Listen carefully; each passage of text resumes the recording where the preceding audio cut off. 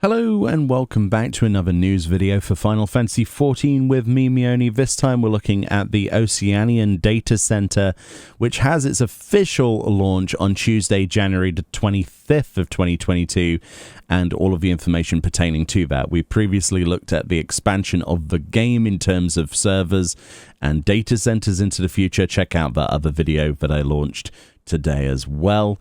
But this one is basically the nitty and gritty of all of the bits and pieces that you'll need to know if you're interested at all remotely in the Oceanian data center itself. So apart from the launch of it being on Tuesday, January the 25th, around 2 a.m. PST, they say, around that, so it's a rough estimate.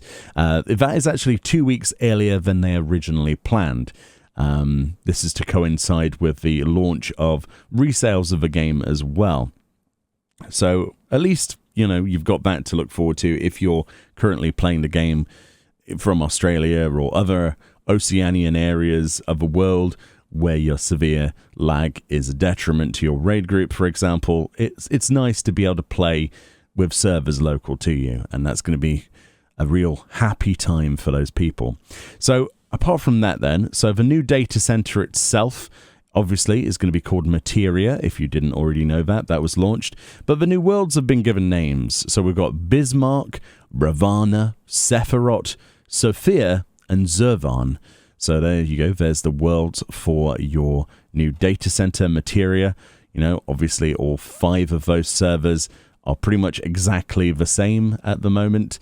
And obviously people will create communities in them. It's lovely to see the birth of a new community, and all those individual communities within that meta community as well. So let's read on this character creation then. So character creation bonuses on these new worlds. Creating a character on a newly established world will grant the bonuses outlined below. Please note the ability to use the Homeworld Transfer service to transfer to this new world will not be available immediately after the opening of the data center, but will begin Tuesday, January 25th around 10 p.m. PST. So there we go. You've got to wait a bit longer if you want to transfer your character, but not that much longer. So in terms of character creation bonuses then, you get double experience bonus until a level 80 is reached on a character. Well, on a job, presumably. A gift of 10 silver chocobo feathers, exchangeable for low and mid-level gear to improve the leveling experience, will be granted to you. Bonuses for characters creating during the bonus period that attain level 30 in any class will get a gift of 1 million gil once. That's only once per service account, so not per character. And also a gift of 15 days of free playtime. Once again, limited once per service account when creating a new character on either a new or preferred world. So bear that in mind. You get 15 days of free playtime added to your account and 1 million gil. That's pretty good, if you ask me. There are also bonuses for transferring to these new worlds.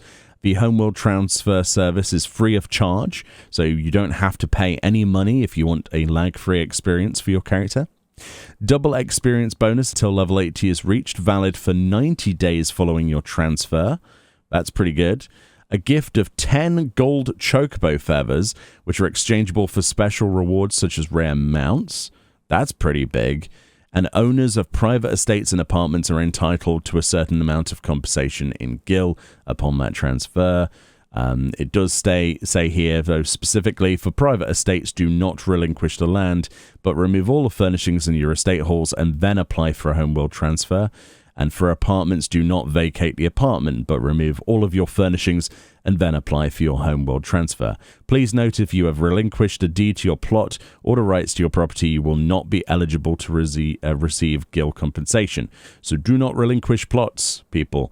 If you're transferring to an Oceanian world, just remove furniture and then apply, and then you'll get that later on. There is also another section on incentives if you click on a hyperlink.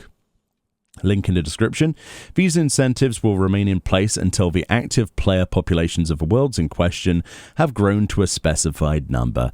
Please note that once a world has been removed from the preferred world category, the various bonuses will no longer be applied. In the case of newly created characters, these bonuses will continue for 90 days, including the day of creation, regardless of any change in world status. It also says the sale of plots and apartments. The various residential districts on the new worlds will be unavailable at launch. In order to provide an opportunity for both existing and new players to purchase housing, this restriction will be lifted when the sale of plots and apartments begin in 6.1. This also has the new auction side, sort of, well, not auction, but the lottery system, right? That's going to be in 6.1. Players will not be able to travel to the residential districts with the exception of the first ward of Imperium, which will be open for display only.